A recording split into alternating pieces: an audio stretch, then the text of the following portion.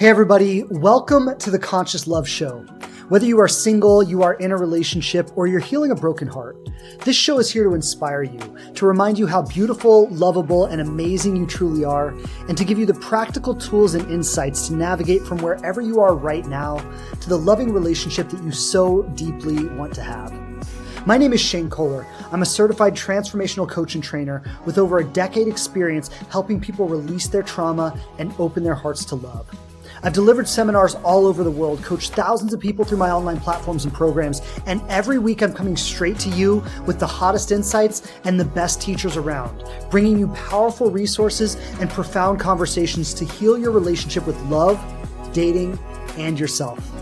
I'm so grateful you're here, and if it's your first time, welcome. You can count on me to always show up for you with my very best and a commitment to learn and grow myself so I can serve you to my maximum ability. Thanks so much for tuning into the show. I've got some awesome things planned for you today. So without further ado, let's dive in.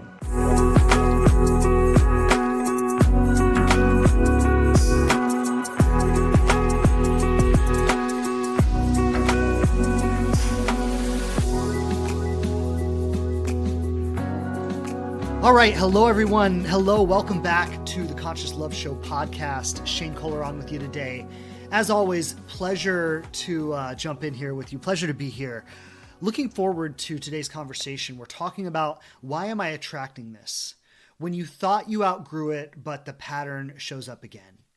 So this is for anyone who maybe you've attracted someone or something into your life, an experience that you thought I'm beyond this. You thought I've outgrown this. You thought I've learned my lessons. I did my healing work. I've moved past this, but yet here it is again. And what does this mean, right? What does it mean? Why is it showing up in my life again, even when I thought I learned the lesson, even when I thought I knew what this meant for me and I integrated it, I grew through it? Why the fuck is it here again? And I just want to first acknowledge how frustrating that can be, how deeply painful that can be, the shame that can activate, the fear that can activate, the sense of, if this is happening for me again, am I ever going to move past it? Am I going to be stuck in this forever? It can make you feel like all the healing and all the growth and all the learning you've done hasn't even been worth it. Or maybe you were deluding yourself. Maybe you were just lying to yourself this whole time. Maybe nothing can change. Even more than that, it can make it seem like the universe is a cruel place. Like no matter what you do, no matter how much you grow, no matter how much you change, no matter how much you learn, the same shit is going to keep happening. And it can make it feel like it's outside of your control, right? Like no matter what I do, no matter how much I grow, I keep attracting the same kinds of people. I keep getting caught up in the same kinds of things. I keep losing myself in the same types of men or the same types of relationships. And maybe it's out of my control, right? Maybe the world is just full of toxic, hopeless people. And no matter how much I grow, how much I learn, how much I heal, I'm just going to keep attracting these same fucking people over and over and over and over again, right? And it can activate what's wrong with me? What's wrong with the world? Is it really this hard? Is it really like this? Is there anyone out there who wants the same things I want? And I want to just start by acknowledging that for anybody who feels that, who has felt that. Maybe you're in a situation right now where you're feeling that. Maybe you're involved with someone and you're seeing like, oh my God, I'm doing the same thing I've always done over again. Or, oh my God, this is the same person with a different face and a different name, but it's the same relationship. And I thought I was past this, but here I am again. If you've been there, if you are there now, if you're feeling any of that, I just want to acknowledge where you are. I want to acknowledge your journey. And I want to say that you're not alone. You're not alone at all. Because growth, and many of you have probably heard this, but growth and healing, our journeys are not linear. One of my mentors, I worked with a man named Peter Crone. If anyone's heard of Peter Crone, he's a somewhat famous coach, but he's a brilliant teacher, brilliant coach. I worked with him for 6 months, and he shared an analogy that I thought was really, really profound. And he said it's the analogy of a spiral staircase, right? And so basically, if you think about it like on a spiral staircase, you're going up and up and up. You're ascending up the staircase, right? You're getting a higher level of awareness, a higher level of perception, a broader view of the situation. So you're ascending up the staircase. You're moving up and up and up and up. But every time you go a circle around the staircase, you come back to the same rung. You're just on a higher level. So you do a loop around the staircase and you come back around and you're at the same rung on the staircase. You're just at a higher level of it. And that's how healing works. So maybe something I could do right now to reassure everyone, to reassure all the listeners, is that you're never going to get off the staircase. You're never going to get off the staircase. You're going to keep going up and up and up and up and up, and you're going to ascend higher and higher and higher on the staircase. But you're going to keep coming back to that same rung every step of the way. And you're going to come back to that same rung with higher awareness, higher perspective, deeper knowledge, more connected to your intuition, more connected to your truth. And yes, maybe at a certain point, for those of you who are single right now, maybe at a certain point, you shift from the rung on that staircase that is happening in your single life to the rung on that staircase that is happening in your relational life. Right? But I want to say this, even I've been with my wife for 9 years now, and I don't have any intention of ending this, right? Like, we plan to be together for the rest of our lives. But even within our relationship, over the last 9 years that we've been together, we keep circling back to those same rungs on the staircase. Now we're just meeting them within a partnership rather than in our single life. Because the growth doesn't stop once you enter into a partnership. It just takes on a new flavor. It takes on a new form. And so we're going to always revisit those rungs on the staircase, because the truth is, it's not really about anyone else. It's about ourselves. Every relationship that we have in our lives is not about the other person in the relationship. It's about ourselves. It's about how we relate with ourselves within this dynamic. So if you're single and dating right now, maybe you're in a relationship with a dating app. That's its own kind of relationship. And let's just say you're in a relationship with a dating app. Well, then your relationship with that dating app is revealing something about your relationship with yourself. The thoughts, the feelings, the things that are activated, the things that are triggered, the things that, when you lean into something, when you lean out of something, when you get excited about something, when you get disappointed about something, right? Even your relationship with that dating app is about your relationship with yourself. What does it activate? What does it bring up? What does it trigger? Even a first date, it's not really about your relationship with that other person. It's about your relationship with yourself. What does being on that date activate? What does it trigger? The fears, the insecurities, the need to perform, the need to prove yourself, the need to be liked, the need to be chosen. Or maybe the absence of all of that. Maybe it reflects the ability to be present and neutral and connected in the moment, to trust the outcome. And when you get to that place on a first date, you usually transcend the first date phase, but maybe not immediately. And we'll talk about that. Maybe you need to go on several first dates. Maybe you spend a year going on first dates from that neutral, connected, confident, peaceful place. And you really get that soaked into your bones. And then something connects and something takes off, right? This is sometimes the way the healing journey works. But every relationship, not just romantic, even platonic, even professional, even business, your relationship with your boss, your relationship with your parents, all of your relationships are reflecting your identity. They're reflecting who you believe you are, who you stand in, who you show up as. And so whatever you're attracting into your life right now, maybe it's an emotionally unavailable person. Maybe it's a nice guy. Maybe it's a cheater or a boundary crosser, right? Whatever you're attracting into your life is not there for the other person. Maybe for them it is. But in your reality, it's there for you.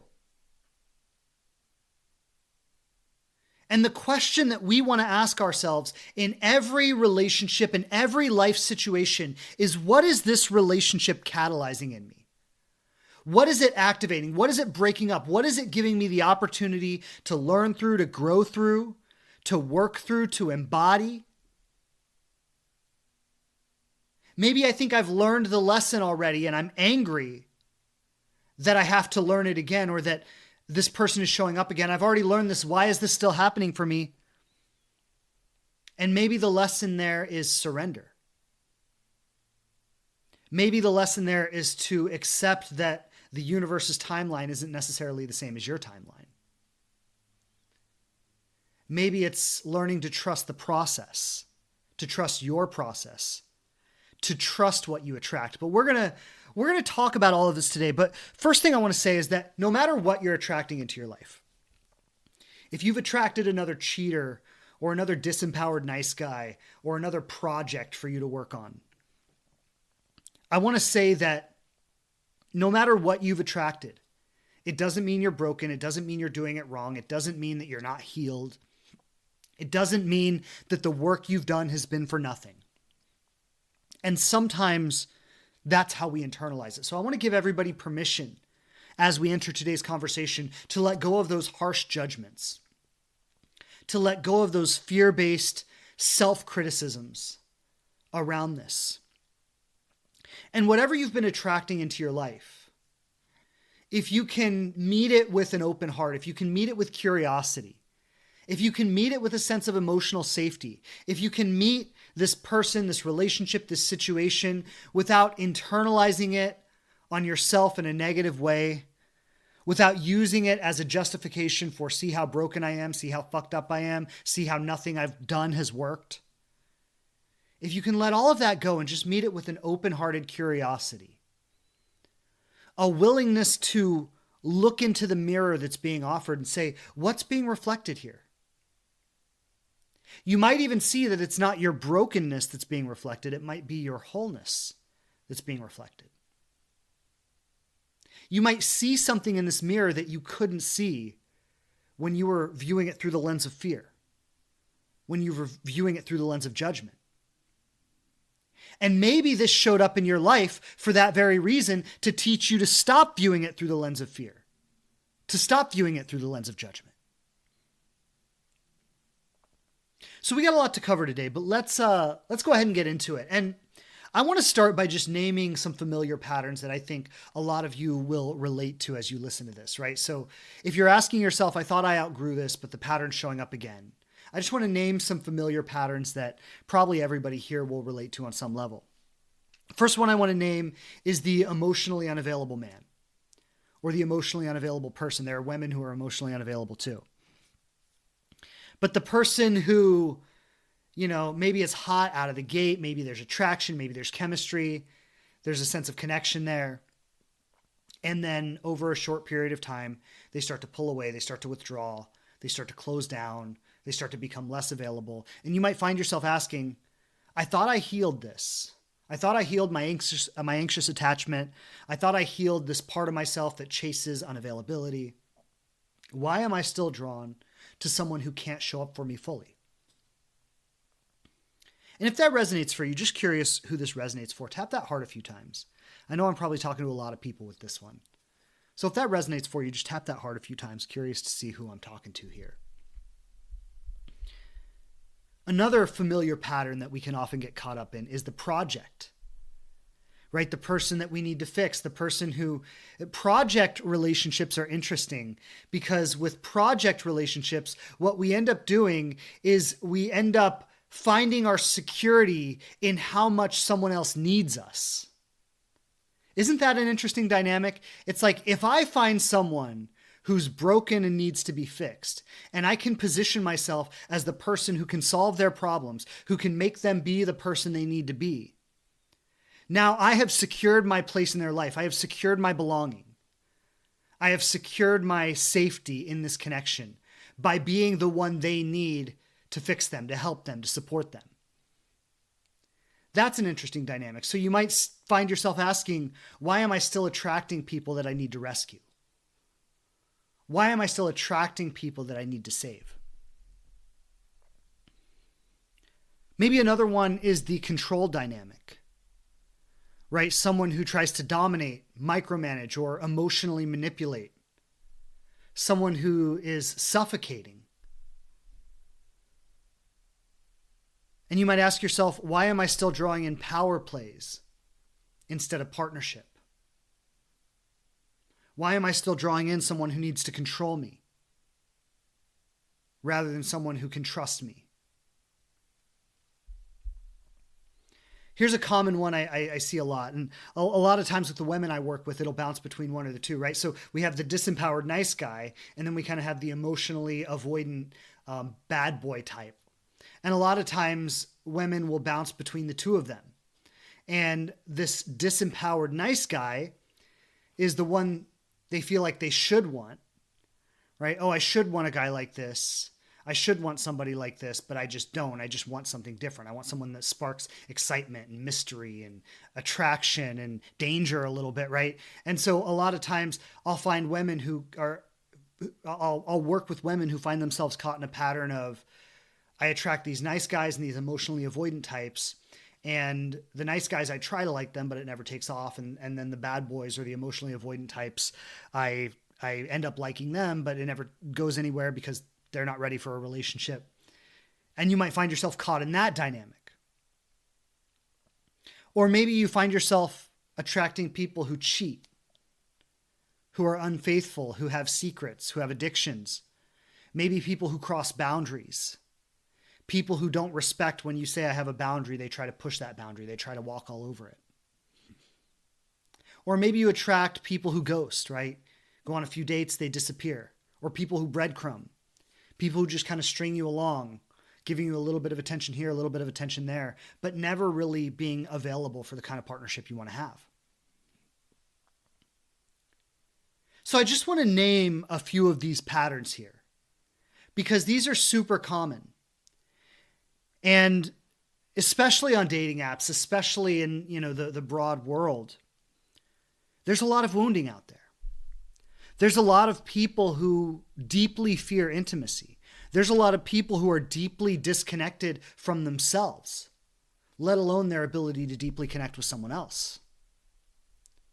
And I want to say, no matter who you are, no matter how healed you are, no matter how much work you've done, no matter how much you've learned, no matter how smart, no matter how integrated you are, if you're dating, you're probably going to cross paths with some of these people. Especially if you're on dating apps. And it's important to note that it's not that there aren't conscious people out there. It's not that there aren't conscious men out there. It's not that there aren't people who want the same things you want.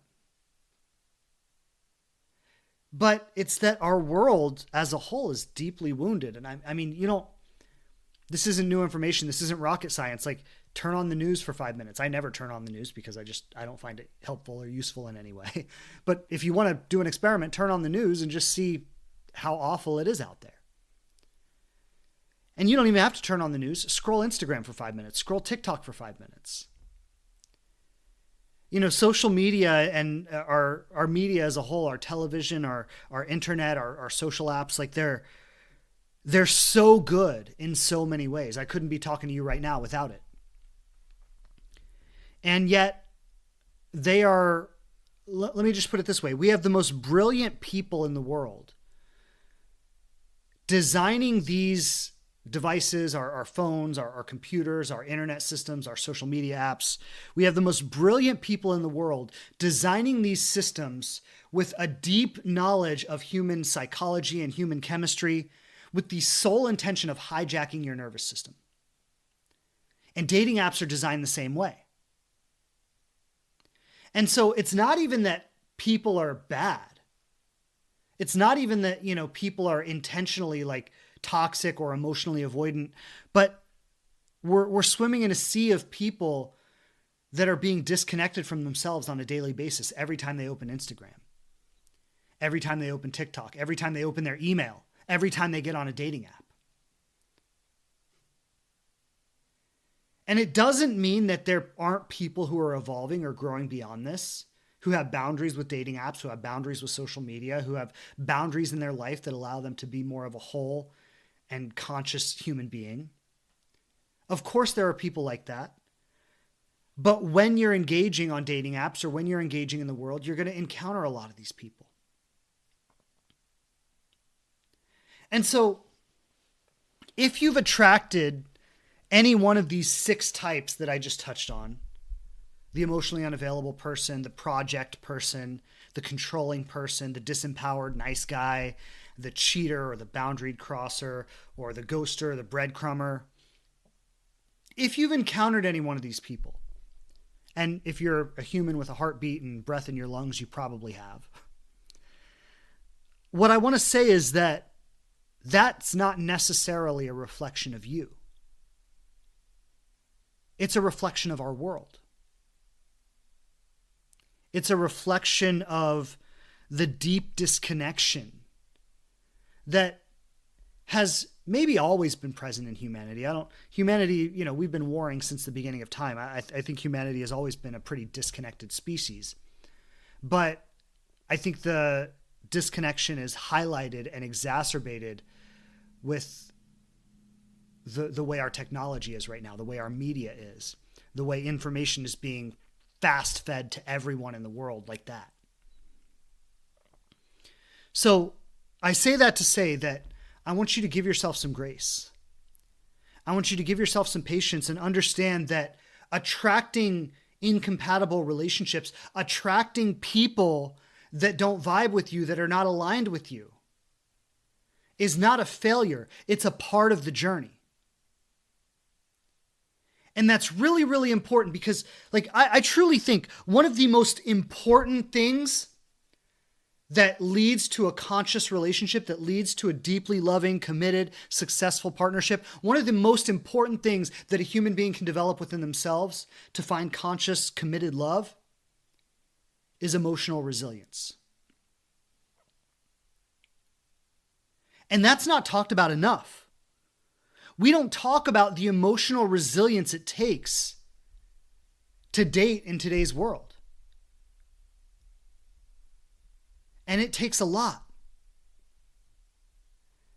And I think a lot of us have had this naive assumption that it was supposed to be easy. We've had this naive assumption that, and maybe it's because we grew up watching Disney movies or we grew up watching romantic comedies where, people lock eyes and sparks fly and the whole world kind of, adjusts itself around them so that they can be in love and live happily ever after. And maybe we've gotten this idea that love is supposed to happen easily. It's supposed to happen naturally. It's not supposed to be hard. It's not supposed to be challenging. And so when we go out there and we're seeking love, and we get met with toxic, narcissistic, abusive, manipulative people, when our own attachment styles are disorganized or out of whack, and we start to be attracted to the wrong people, be unattracted to the right people, and we start to think that there's something wrong with that. And I want to invite everyone into this idea right now. Maybe there's nothing wrong with any of it. Maybe this is exactly how it's supposed to be. If you think about it like this, when we say we want a conscious, loving, connected, committed partnership, we're literally asking for one of the greatest gifts that life has to offer. Right? We're literally asking for one of the greatest gifts that life has to offer. Why would one of the greatest things that life has to offer come easily, without effort, without growth, without challenge? What else in life comes that way? Nothing. There's not a single thing worthwhile in life that comes without effort or without challenge. There's not a single life form in all of nature that doesn't face incredible challenge in its life experience. So to think that love should just happen magically and naturally is a little bit naive. It's a little bit foolish. And the only reason I'm saying that is because I want to validate your experience right now. If you're having a hard time, that's okay. If you're attracting the wrong people, that's okay. If you thought you grew past it, but you find yourself in it again, that's okay. You have not lost your way. You are not off track. You have not missed anything. You are exactly where you are supposed to be on the journey. And maybe what the journey is asking of you right now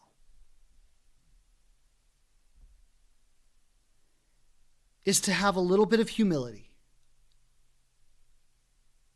Instead of thinking that you've arrived already and that life should hand you everything that you want. maybe have just a little bit of humility to say, maybe this season of my life, maybe this relationship that I'm in, maybe this dating app that I'm on, maybe the challenges that I'm facing in my life right now are giving me the medicine, are giving me the exact remedy, the exact opportunity that I need to ascend to that next level, whatever that next level is. Maybe whatever is happening in my life right now, if I attracted an emotionally unavailable person, if I just ended a relationship, if I'm on a dating app and I'm swiping and swiping, but I'm not making any connections, or whatever it might be, whatever your situation might be,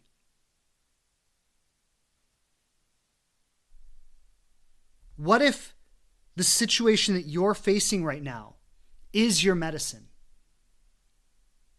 It is your opportunity to heal. Maybe you don't feel worthy of it, and maybe what you're facing right now is the literal opportunity that you need to affirm your worthiness. Maybe the situation right now is the literal opportunity you need to choose worthiness. And when you choose worthiness, maybe you do start to feel it. So I want to invite everyone into that for a moment. You haven't missed the boat. You haven't lost your way. You're not off track. You're exactly where you're supposed to be, learning the exact lessons that you're supposed to learn, receiving the exact medicine that you need to receive. I want to share a recent story about a client of mine who reached out to me. And this is somebody I've known for some time. And she's brilliant. She's amazing, incredible human being. One of my favorite people. And she reached out to me because she just ended it with this guy that she had been dating for about a month. She said they were dating for about 4 weeks. And initially it was one of those sparks fly, deep conversation on the phone for 6 hours. Never felt a connection like this. This person is deep. They're emotionally attuned. They're healed.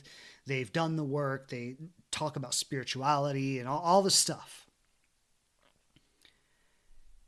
And so initially there was like this electricity. There was this deep attraction. There was this deep sense of alignment where, wow, I've never met someone that I can talk to like this. I've never met someone who understands things like this. I've never met someone who gets my spirituality like this. And then over the course of 4 weeks, there were some things that had happened, some events that had taken place that didn't sit right with her. That she felt like this feels a little bit off to me. And then she would try to bring it up to him. This happened. You said this, you did this. When X, Y, or Z happened, I didn't feel very safe. I didn't feel like that was appropriate. I didn't feel like that was okay. I felt like that was a violation. And in the course of these conversations, what he revealed was that he couldn't be accountable for these things. He couldn't really hear where she was coming from.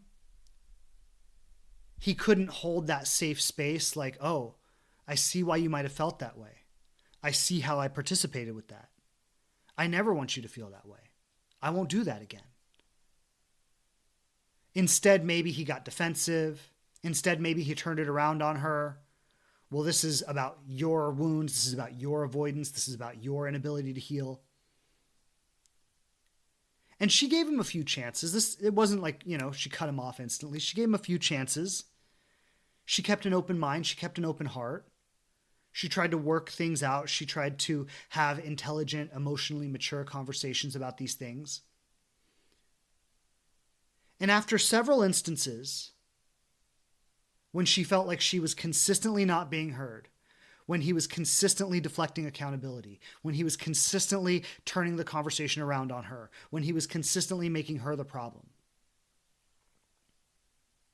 More than even just, it wasn't like she made a list of pros and cons and was like, this is good, this is bad, and the bad outweighed the good. It wasn't even like that. It was more like she started to feel in her body that this relationship is not resonant. This relationship is not aligned. I don't feel safe. I don't feel free. I don't feel like I can be myself. I don't feel like I can be honored and respected.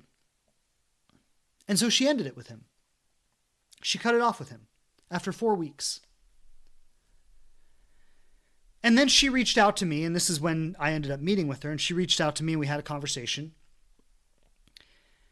And she was saying to me and to herself, what's wrong with me? Why did I get caught up in this again? Why didn't I see this for what it is? Why am I still attracted to people like this?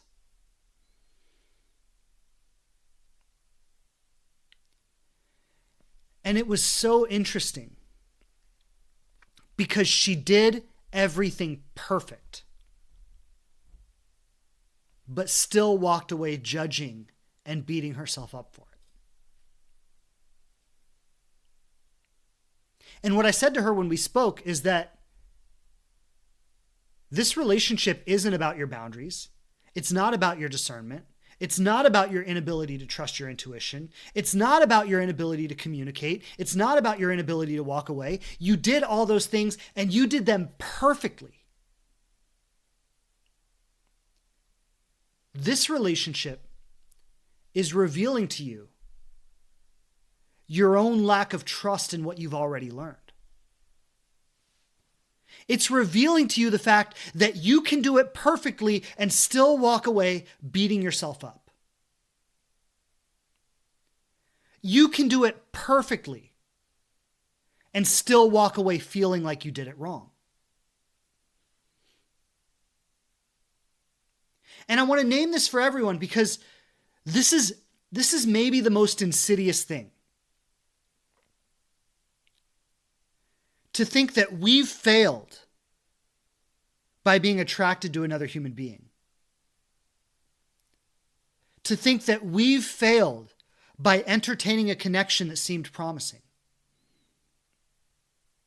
To think that we somehow should have had some mystical knowledge and been able to identify the person based on the energy of how it felt or whatever like that before actually going through the process of meeting the person, learning them, and discerning.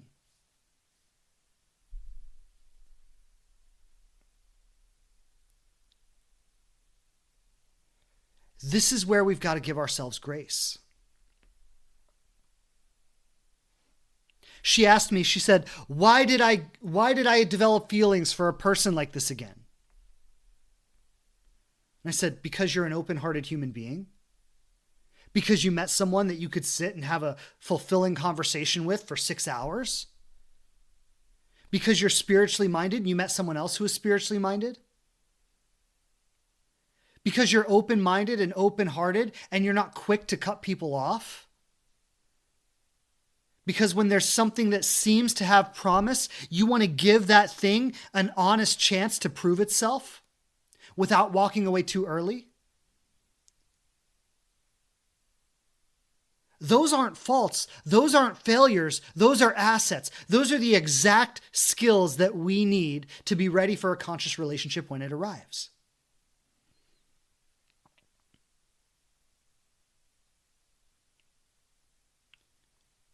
Her only mistake was that even when she did it right, even when she did it perfect, she still judged herself for it.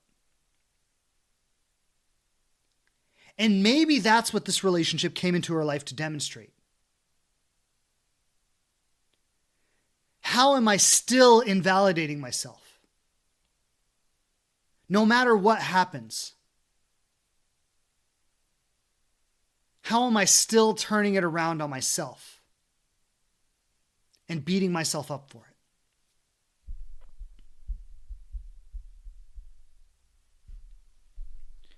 So I want to present this for everyone.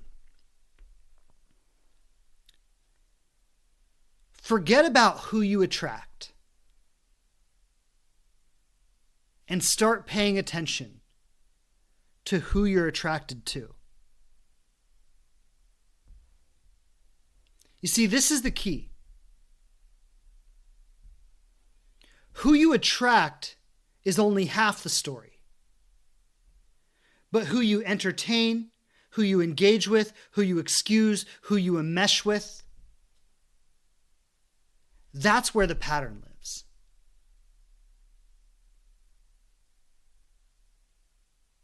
And so whatever you're attracting into your life, whatever kind of person you're attracting into your life, accept that they are there for a reason. Even down to, let's just make it really simple. Even down to the boring ass dude on the dating app who says, "What's up?" when he sends you a message.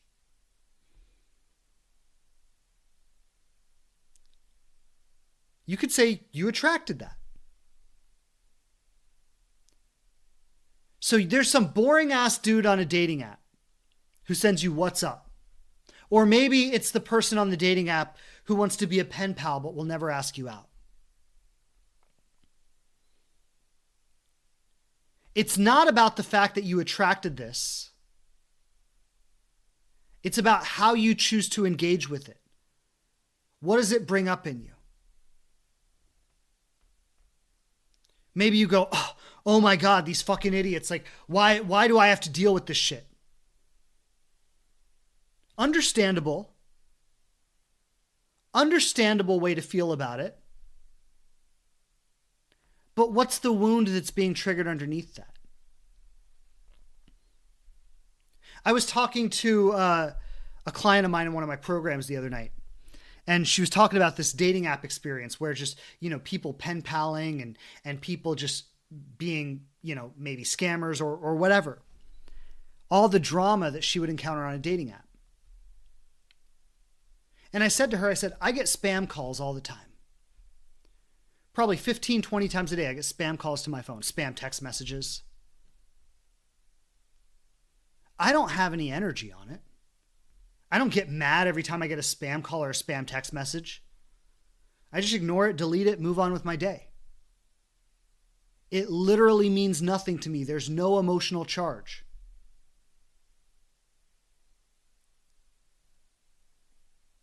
And so if you can't treat the boring person on the dating app or the person who wants to pen pal you or the person who's catfishing, if you can't treat that like spam, and there's no judgment here, it's all very understandable. But if you can't treat it like spam, if you allow that to pull emotional weight, the question you've got to ask yourself is, what wound is this triggering in me? What fear, what doubt, what insecurity? You see, the fact that you attracted that isn't the problem any more than the fact that I attract 20 spam calls a day.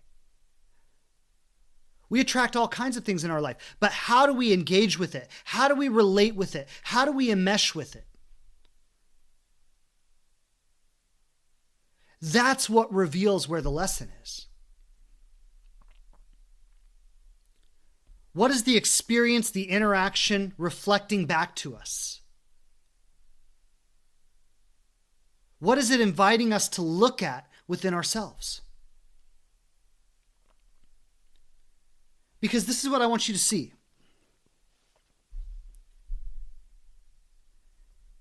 You get someone catfishing you on a dating app, or you get someone who just wants to pen pal but never wants to ask you out.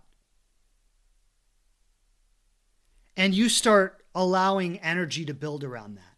You start allowing that to occupy your attention, to occupy your energy.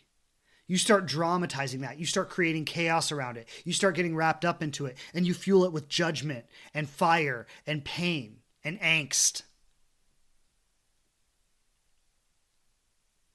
Now what you're doing is you're fueling the flame of what you don't want.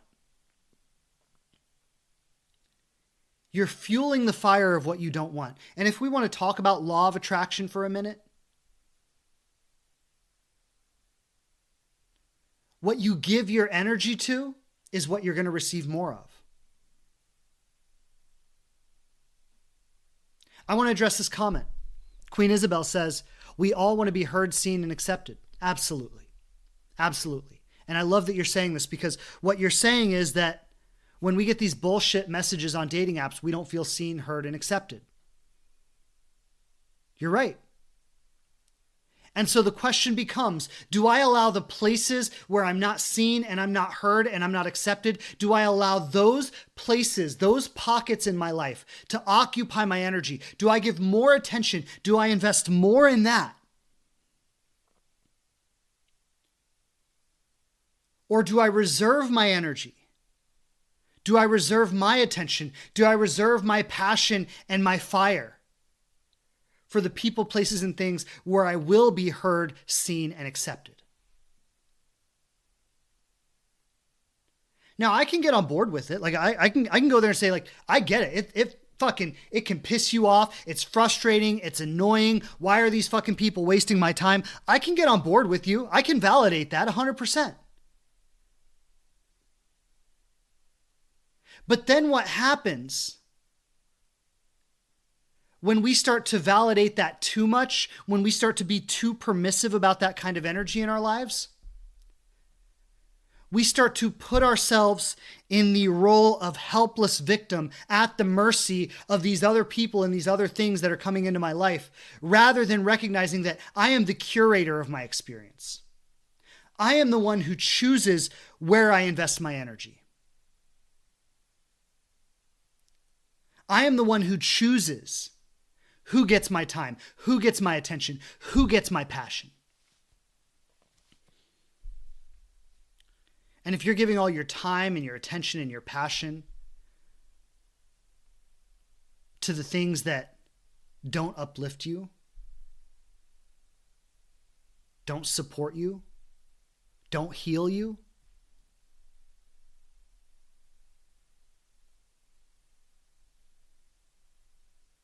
you're inviting more of that in. You're asking for more of that. And so why are you still attracting this into your life? Whether it's the boring people on the dating apps, whether it's the emotionally unavailable person, why are you still attracting this into your life? Because it's revealing not your relationship with it, but your relationship with yourself.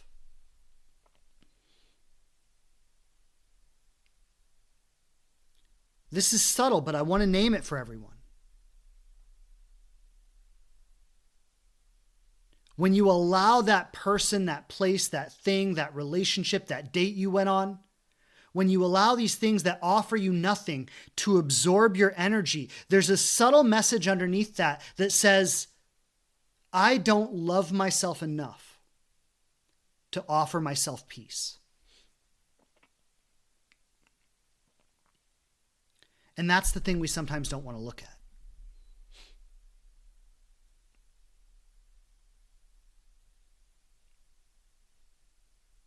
That's the thing we sometimes don't want to look at. So it's not about what you attract. If it's that emotionally unavailable partner, if it's that boring nice guy, if it's that the ghoster or the breadcrumber, it's not about what you attract. It's about what that reveals about your relationship with yourself. I want to share another example. I was hanging out with a buddy of mine this weekend, and this buddy of mine, he's a good guy. Like spiritually intelligent, emotionally attuned. From so many of the women I talk to, he's the kind of guy that they say they want to be with. And he recently is going through a separation. Things that happened in his marriage. And anyway, I don't want to get into all of that, but I was talking to him this weekend, and he says that he reconnected with an old female friend of his, and they started texting, they started chatting, and he ended up asking her if she wanted to get a cup of coffee. And she said, yes, but I want to be honest with you about something. You know, you're single now and you're asking to get together. And I just want to be honest with you.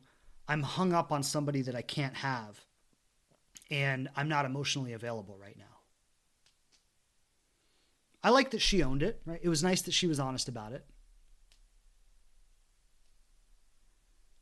But it's so interesting to see the games that we play with ourselves. Here she is, someone, I don't know her, but I assume she wants a relationship because she's hung up on some guy she can't have. Here she is, someone who wants a relationship, who is actively admitting that she's hung up on a guy that she knows she can't have. And here's this awesome, emotionally attuned, spiritually intelligent, conscious, kind man coming into her life, asking to spend time with her. And she says, I'm not emotionally available for you.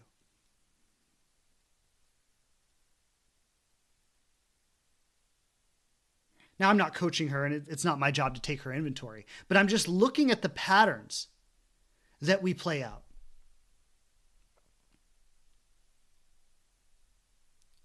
And she might ask herself, or I'm not going to even talk about her, I'm just going to talk about someone in her position. She might ask herself, why do I keep attracting emotionally unavailable people? Because that's what you give your energy to. Because that's what you focus on. And when someone who is available comes into your life, you don't make yourself available for them. And why might that be? Maybe it feels safer to want somebody who's not emotionally available, to want somebody you can't have. And this is a really interesting game we play with ourselves sometimes, where we want something we can't have, and we get to feel all the feelings of being in love. We get to feel all the feelings of desire, all the feelings of wanting to merge and connect with someone, and we project all that onto someone else while never having to risk the intimacy and the vulnerability of being truly involved with someone. Now, isn't that an interesting game we play?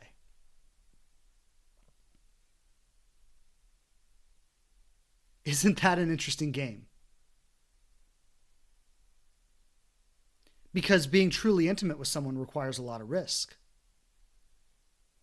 What if I fall in love with them and they leave me? It's better to fall in love with someone I can't have.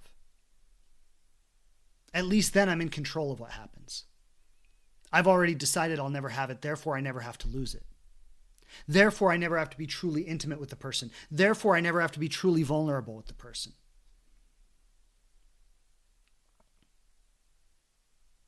And then we say, why do I keep attracting this into my life? You see, this is the interesting thing. Her relationship with that guy, the one she can't have, it has nothing to do with him. He is reflecting her relationship with herself. He is reflecting her own unavailability. And she has found a place to project her own desire, her own longing for connection in a way that's never going to threaten her in any real way.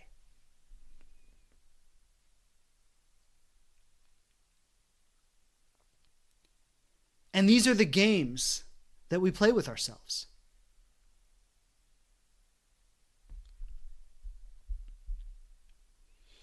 So I want to name a few things before we close this conversation out. Attraction isn't proof of your wounding.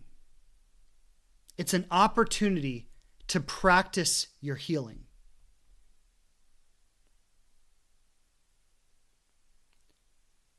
I did an episode a long time ago, but it was a really powerful one. People really enjoyed it. And what I said in that episode was I said, trust your attractions.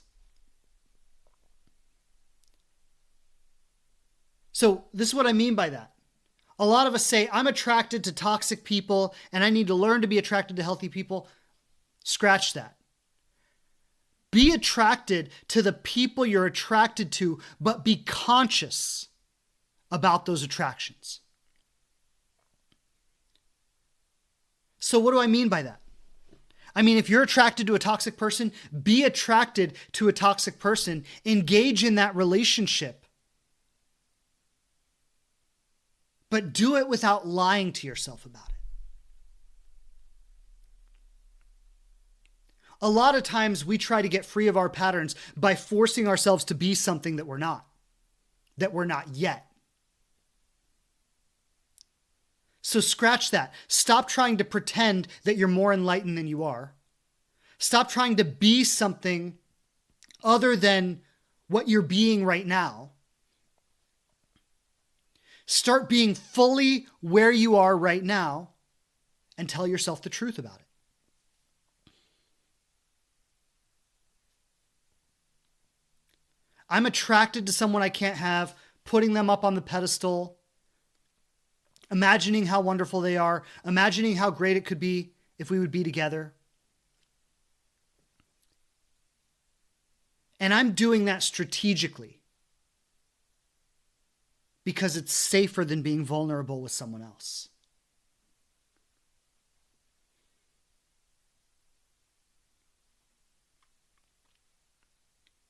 And as you sit with that, as you sit with the truth, as you sit in the place where you're not willing to lie to yourself anymore,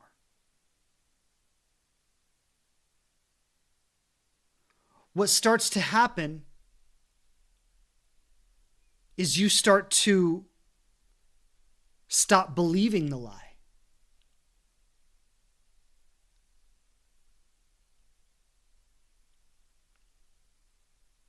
You see, you're not attracting these things because you're still wounded. You're attracting them to demonstrate your healing.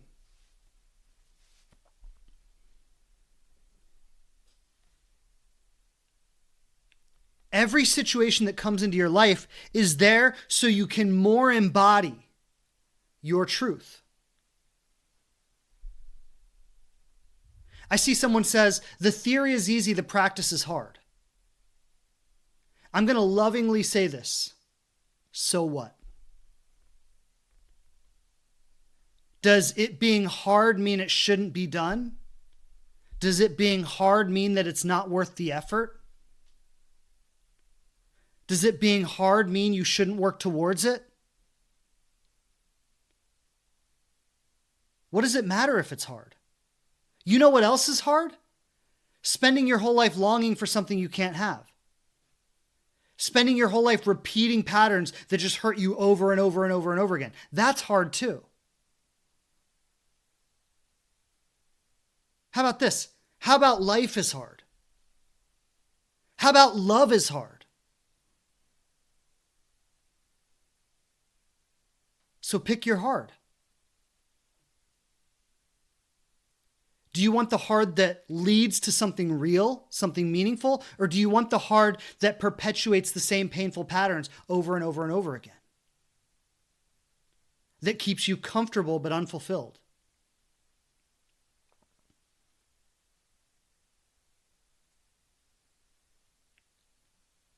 Here's the thing.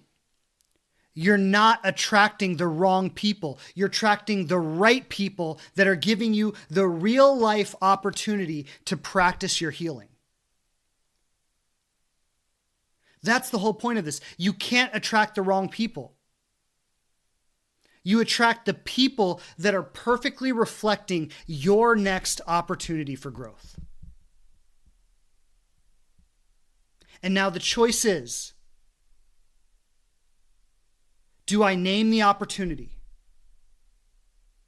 Do I acknowledge, do I get really honest with myself about what this person, what this relationship, what this experience is reflecting to me? Do I get really honest about why it's here and what I have to learn from it? Do I choose to step into that lesson? Do I choose to learn it? Do I choose to go through it? Do I choose to make this an opportunity to embody my healing rather than embodying my wounding?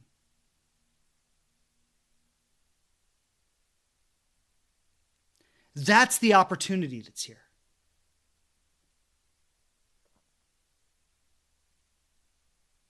So number one, you're not attracting the wrong people. You're attracting the opportunity to embody the highest version of yourself. And this relationship is a living, breathing context. It's not something you read in a book. It's not a video you saw on Instagram. It's not something you heard on a podcast. It is the real life experience where you get to practice your healing, not just intellectualize your healing. Number two, it's not here to reflect your brokenness. It's here to show you the parts of yourself that you still doubt.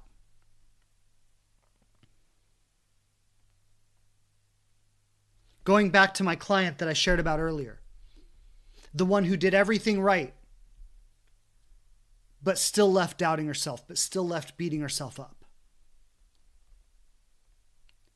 This is an amazing woman. She's got so good at discernment, so good at trusting herself, so good at walking away from something that isn't right, so good at speaking her truth, so good at communicating, so good at her boundaries. But still internalized it as though something was wrong with her because this experience even showed up in her life.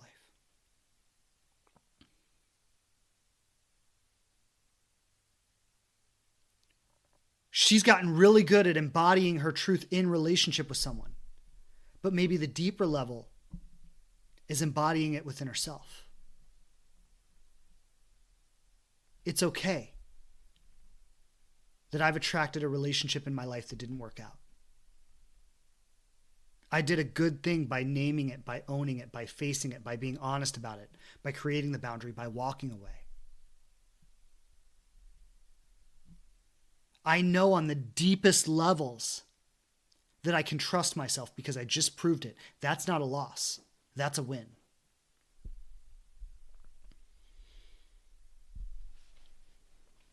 So I want to close out this episode with some real practical advice. Some step-by-step action that anybody can take. The first step, stop trying to future-proof your love life. People get married, people get divorced. People fall in love, people fall out of love. People have electric connections to someone and realize in a few months that that person is toxic.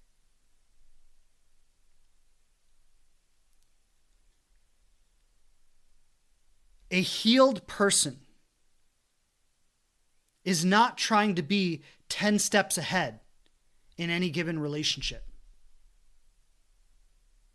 They are present in the here and now, honoring the experience that is here in the moment.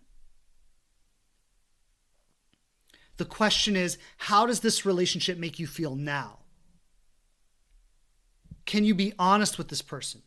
Do they respect your boundaries? Is your body relaxed and safe in their presence? Or is it anxious and activated?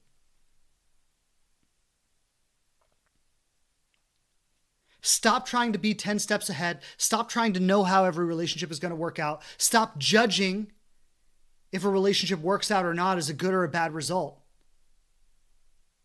Start measuring your growth by your ability to be present in the experience with someone. Discern your truth. Honor it. Name it. And then live from it. Number 2, use every experience as a practice of self-honoring. I want you to think about this. Every relationship that you encounter on your journey is training something in you for the long-term partnership you want to have. When you really start facing every single situation consciously, from the one-word person on the dating app, to the person you went on 3 dates with and they ghosted you, to the person you dated for 6 months and realized it wasn't a fit, to the person that you'll marry and spend the rest of your life with. When you start to realize that every single situation is training something in you, it's allowing you to ascend. It's not a problem.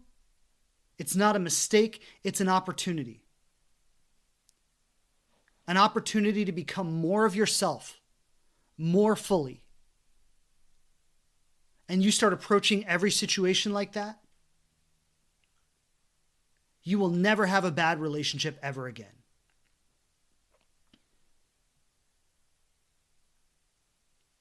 Every situation, whether it worked out the way you wanted it to or not, becomes a gift. So step 3, you set the standard and you enforce it. No chasing anybody, no explaining your worth, no second guessing your no. If someone doesn't meet your standard, you let them go, you bless them, you release them.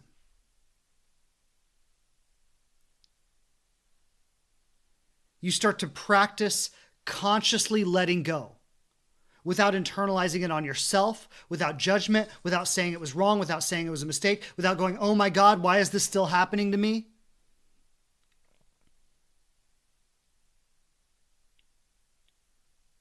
Every time you release someone consciously, intentionally, with love, you start recognizing that's a win. You start recognizing that you're healing the part of yourself that thought it wasn't okay to let people go.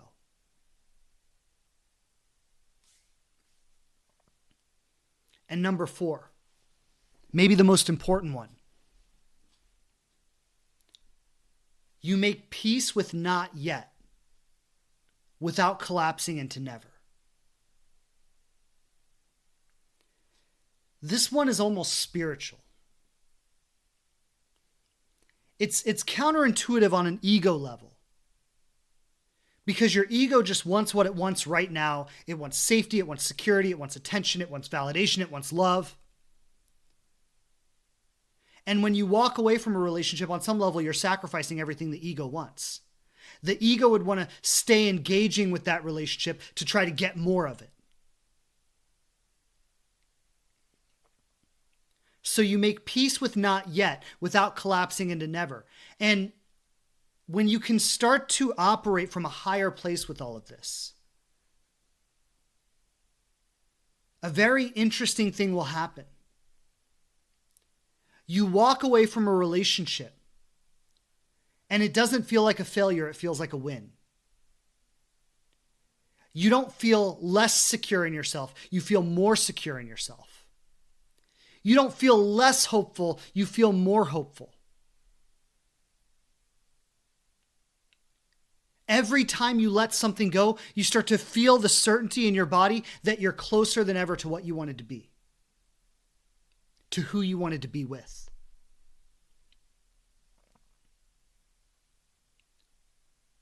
And the ego would look at it and the ego would go, oh my God, I've been in all these relationships and they haven't worked out. And this is just going to keep happening forever. And then you start to feel like this is never going to happen for me. And you start to feel hopeless and you start to feel powerless.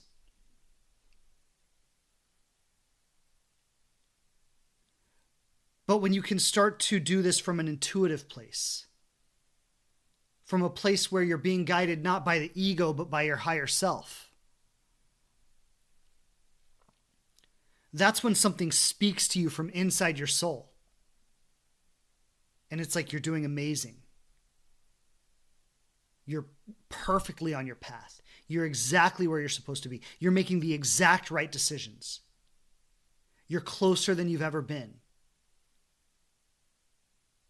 It's something that you feel inside your body, like a knowing, like a deep wisdom from the highest part of yourself. And you can't explain it, and it doesn't make rational sense. But it's the realest thing you'll ever feel. And then you start to let people go with joy, with gratitude. You bless every experience because you go, oh my God, thank you for getting me that much closer.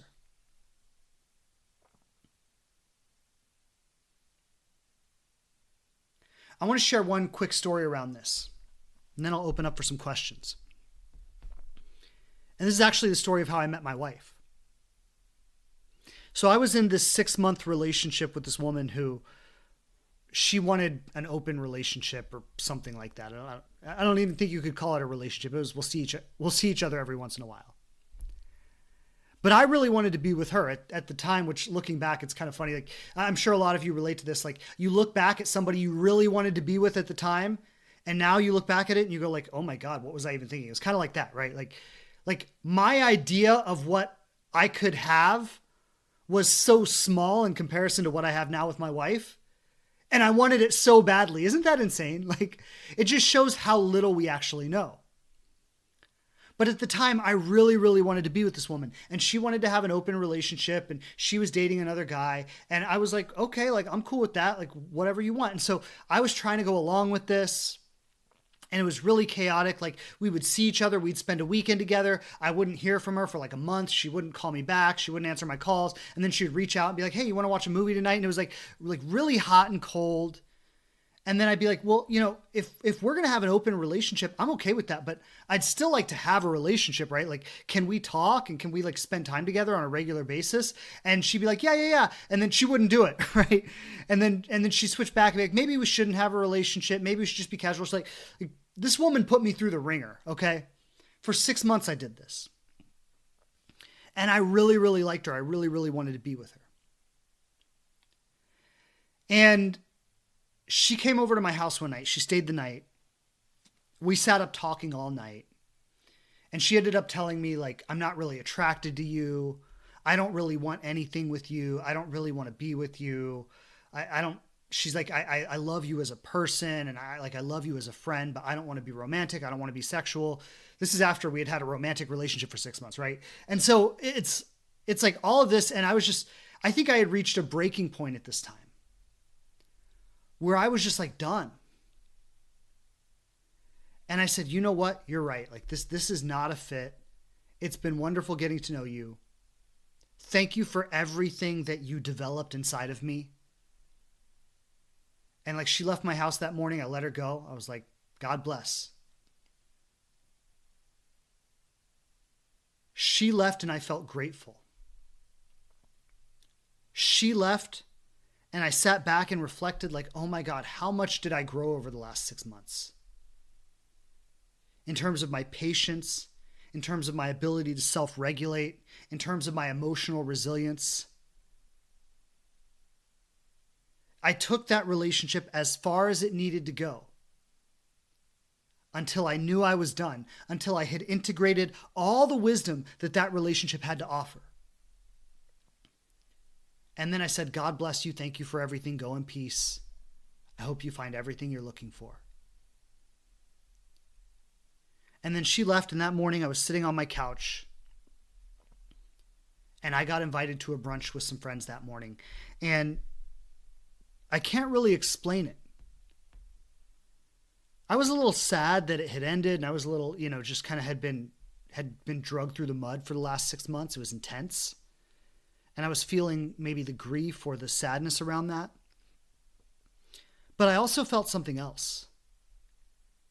I felt this incredible excitement.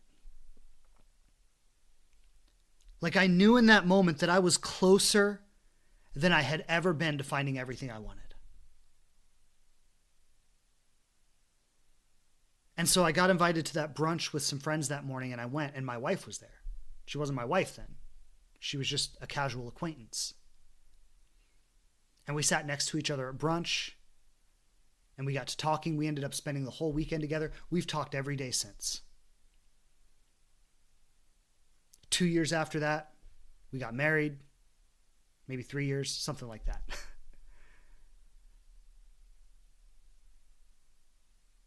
The point is, that relationship was not an accident. Funny enough, after I had been dating my wife for a couple of months, I actually called her. And I said, I just want to thank you. I just want to thank you for everything you taught me. It's like, before I met you, I don't think I would have been ready for the woman I'm with now.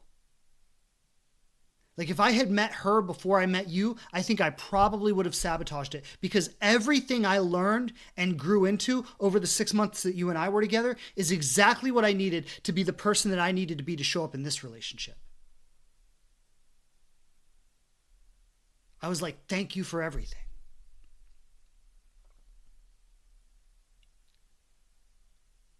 And I want to invite every single one of you who hear this message. What would it be like if every relationship that came into your life, whether it lasts for a day, a week, a month, a year, 10 years, whether you spend the rest of your life with the person, what would it be like if you treated every single relationship like a win? Not because it became what you wanted to be. Looking back, thank God that relationship didn't become what I wanted it to be, because if it had, I would have missed out on what I have now.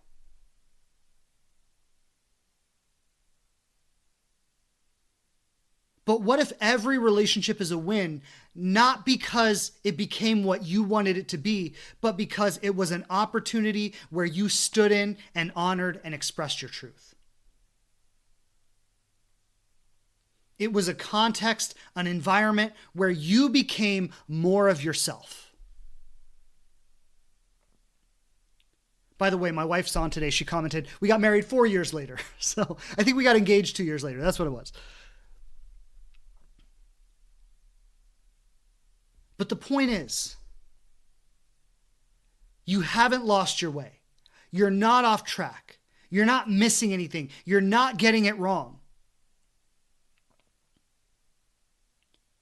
What you're doing is you're being refined. This thing that you've attracted again, it's not that you haven't healed, it's that it's a part of your healing. And every relationship that shows up in your life is asking you, who are you going to be in the context of this relationship? How are you going to show up in the context of this relationship?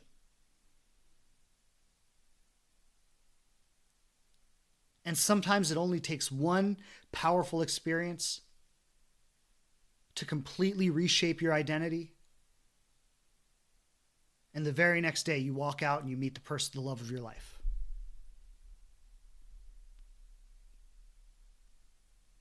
Believe that's possible and start showing up to every experience as though it's possible. So thank you everybody for being with me today. This has been a powerful conversation, touching on some deep truths here. And I want to invite you to take this into your life. Whatever situation you're facing right now, you haven't lost your way. You're not off track. You're not wrong. You're exactly where you're supposed to be, receiving exactly what you need to become more of yourself, more in alignment with yourself, more connected to your truth. So thank you, everybody. Lots of love and blessings. I'll see you back here next week. Take care. Bye. Thanks again for checking out the show. Please subscribe on whatever platform you listen to podcasts on the most. And I would love it so much if you leave a review and tell people what you think of us. Don't forget to follow us on Instagram @TheLivingRelationship to connect more closely. And I'm grateful to be supporting you on your journey to love.